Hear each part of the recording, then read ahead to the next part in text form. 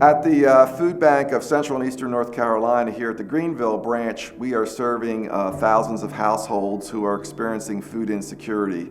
Food insecurity involves a lack of access to nutritious food. We are a full-time staff of about 7 or 8 individuals here, and we're able to distribute close to 9 million pounds of food just from here to New Bern in our 10-county service area last year.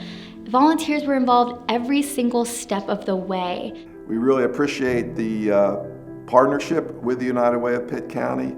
The Food Bank of Central and Eastern North Carolina counts on many funders, individuals, foundations, corporate churches, and the United Way to support our work. We take care of the homeless people here in Greenville and Pitt County, and we're able to do that because of a collaborative effort from so many people in the community.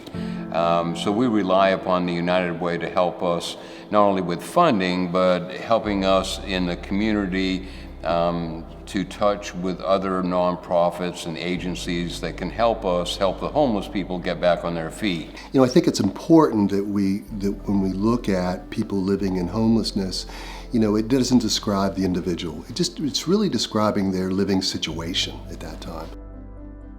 I didn't have nowhere to go. I didn't know nothing about Greenville. I'd never been here before in my life. So somebody told me to come down to the crossroads. And when I got down here, they told me to come back at 6 o'clock, and there was a line all the way out to the parking lot. And they said it's first come, first served basis. Do you know that when they got to me and my daughter, we was all the way at the back of the line. We was out there in the cold, because it was just right after Christmas. And when we got to the front of the line, they had one bed left for us. If people have criminal records or people have evictions, there's kind of a homeless cycle in terms of things. They get into that arena, and it makes the barriers even greater for them to get out.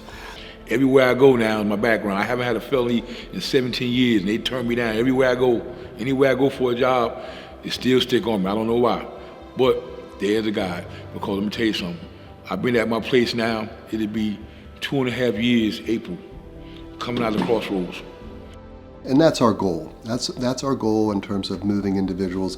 If they are in community crossroads, or if they're unsheltered somewhere, if they're living in their car, really begin to engage them and move them from that state of being unsheltered or sheltered and moving them into a permanent state. What are 80, 90 people going to do every night? Well, they're going to do what they've got to do to survive. And that means prostitution, that means robbing people, means breaking into homes, doing what they've got to do to survive. And I understand that. So if we weren't here, obviously crime in the community is going to increase.